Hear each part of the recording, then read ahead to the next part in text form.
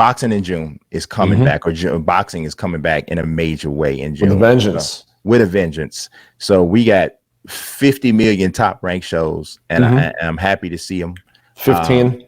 Yeah, I was a little bit of hyperbole there, but you know. About 75 fights in 8 weeks. 75 fights in 8 weeks. That is a lot of fighting. And I'm here for it. So I want to know, and obviously you'll answer this in the championship round, based on what you know about June's boxing calendar. What should fans really be looking for? You know, if you can shed some light on something that maybe may not be out there, but let me know what you think about that. I think fans are going to see, I think they're going to be surprised. That guy for sure. Well, Shakur's back. It was tough for them to get an opponent for him on short notice. Or at least somebody I think that he would feel comfortable. Remember, he was scheduled to fight in March. Yes. And he was going to have a pretty good fight in March. And that, you know, got canceled literally 2 days before. And so this is not even a title defense. You know, I think it's taking place at 130. Yep. So I don't know if he's moving up to 130, if it's just going to be a catch weight situation for him, you know, just because of the whole situation and the first one out of the gate and you know, not a full training camp as probably would have liked. So what I do think is that aside from this specific fight, I do think we're going to see very competitive fights. I think a lot of fighters are eager to get back in the ring. The phones have been ringing. Opportunity is knocking for guys that are willing to take competitive fights, say on a 4 or 5 weeks notice versus a 7 or 8 weeks notice. So I think we're going to be treated to some really good matchups. You know, on ESPN, we're going to see those fights on Tuesdays and Thursdays all the way through June and July. And we're going to see world title fights on Tuesdays and Thursdays.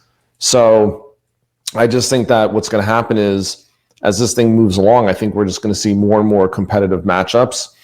Right now, Top Rank's the first one to commit to shows. ESPN's the first one. You and I talked about it, you know, being the big winners.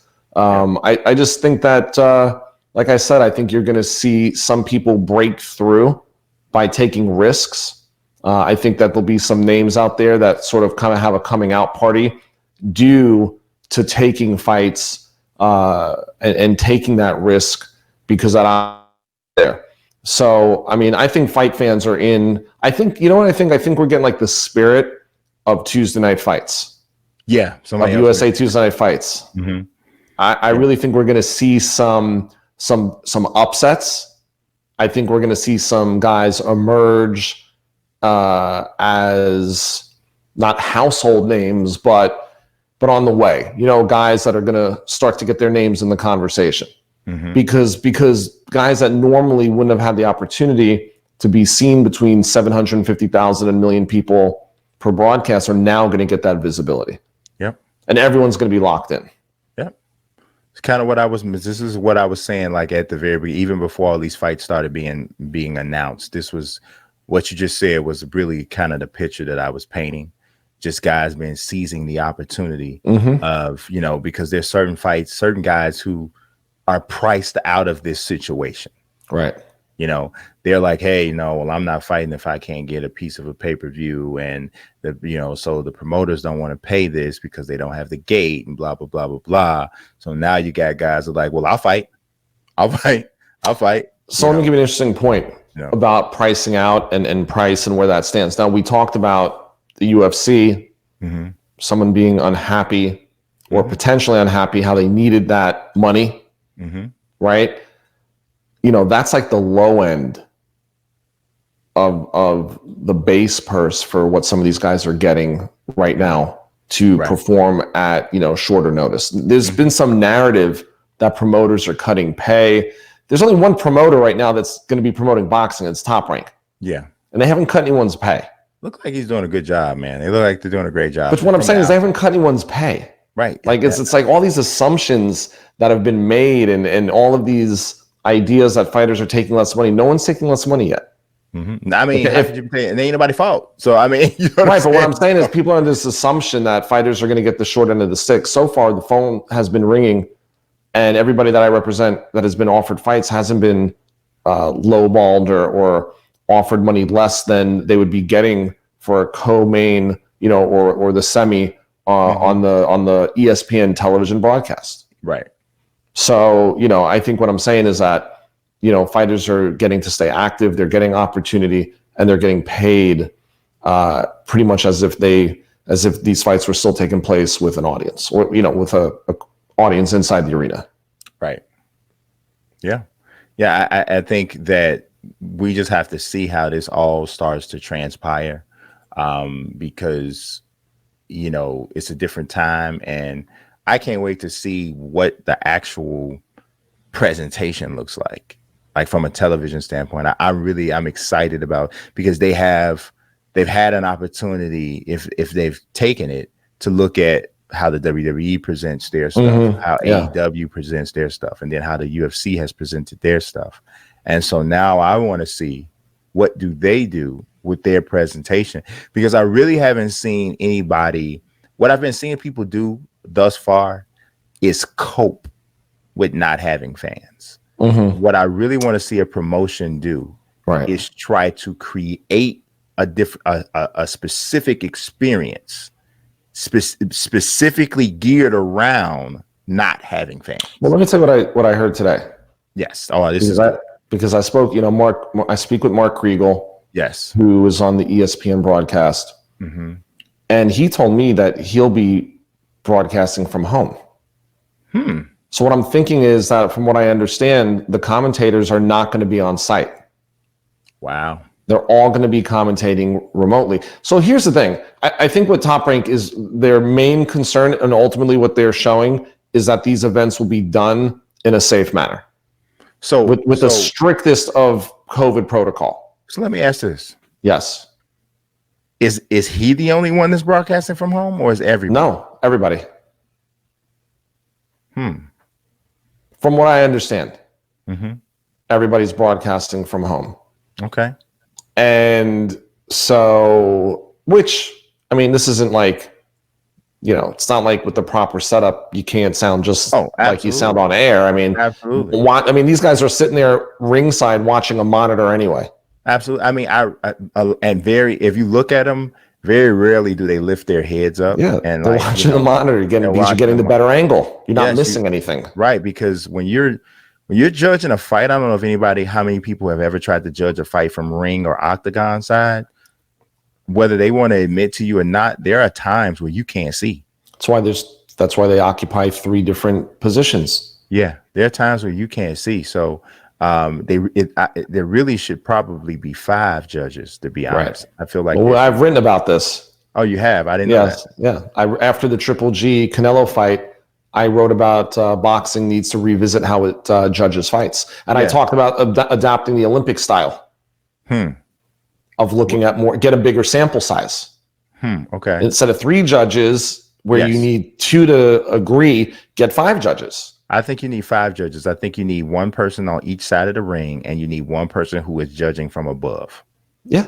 Just all these different perspectives give a better sample size.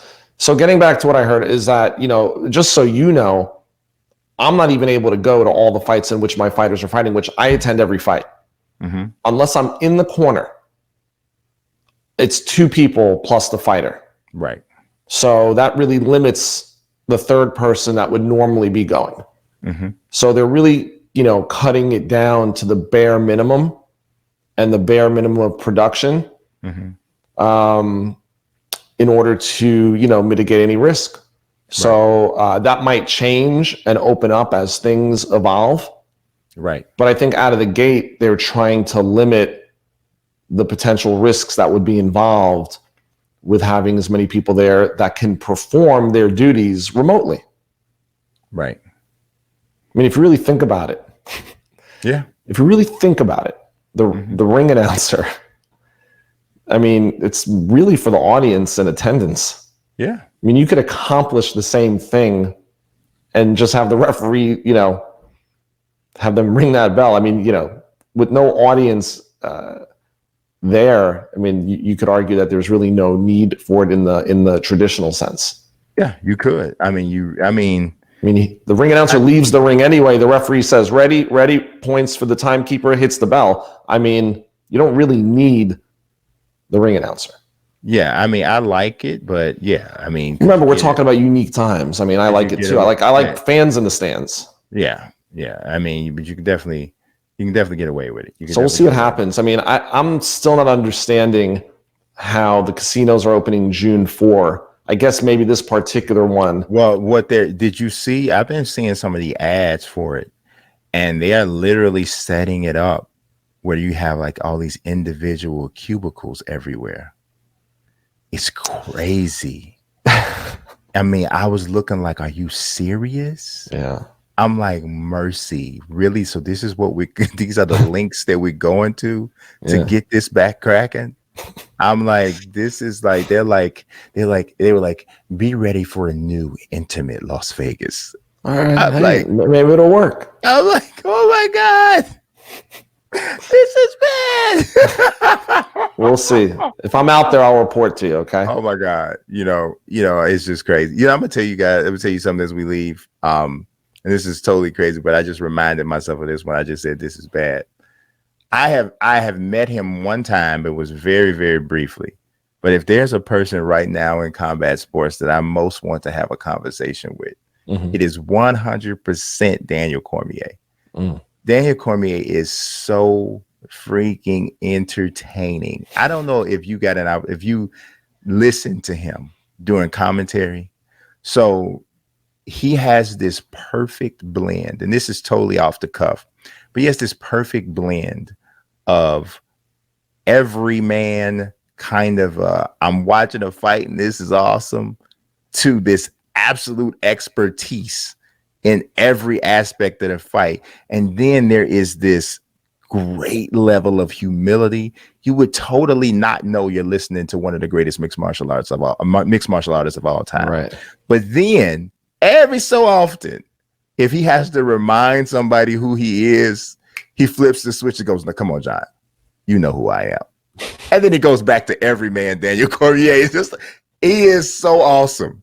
He is so awesome that I just had to say that, because I was thinking it I always think it whenever I watch him, but I was thinking that when I was watching this last show, and there was a point in the Billy Quarantillo Spike Carlisle fight where Spike Carlisle literally gets up and starts walking away in the middle of the round. He just turns his back and walks away. And Billy Quarantillo runs up behind him and socks him in the face. And Daniel Cormier says, "Oh my God, this is like a movie." It was the greatest line of the night because he was so excited and enthused. It was just awesome. What he was watching. Oh my God, it was great. It was great.